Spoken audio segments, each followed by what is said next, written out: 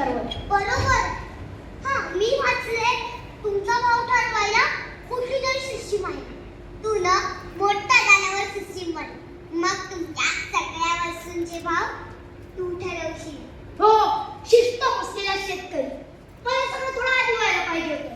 म्हणजे आमच्या कापसाचे भाव मी ठरवले असते, सोयाबीनचे, तुरीचे भाव मी ठरवले असते, म्हणजे माझा भाग गेला नसता. कुठे गेले तुझे बाबा?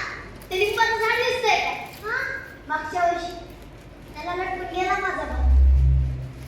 मला त्या झाडावरचं मधलं आवडायचं, माझा भाव काढून द्यायचा. पण आता त्या झाडावर मधमाशा कुठे निघायच्या. हा हरकत नाही. तुझे बाबा त्या झाडाला लटकून का गेले? पेरणी केली पण पाऊस आला नाही, त्यामुळे मी रुजलो नाही. दुबारा पेरणी केली, पीक आलं, पण अवकाळी पावसानं असं झोडपलं की सगळं संपून गेलं. त्या सावकाराचं कर्ज वाढलं, त्यामुळे जमीन गहाण पडली. Oh my God. मग जमीन आम्ही कसतो आणि पीक तो सावकार घेऊन जातो.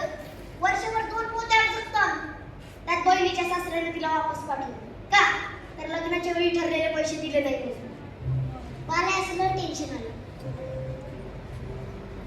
आणि मग काय होणार? ओ लस्सी प्लीज. तो रेस्ट करतोय ना, म्हणून मी आनंदात आहे. बाकी काही हरकत नाही. मी लवकर मोठा होणार, ऍग्रीकल्चर मध्ये डिग्री घेणार, खूप शिकणार आणि मग बनणार शिस्त असलेला शेतकरी.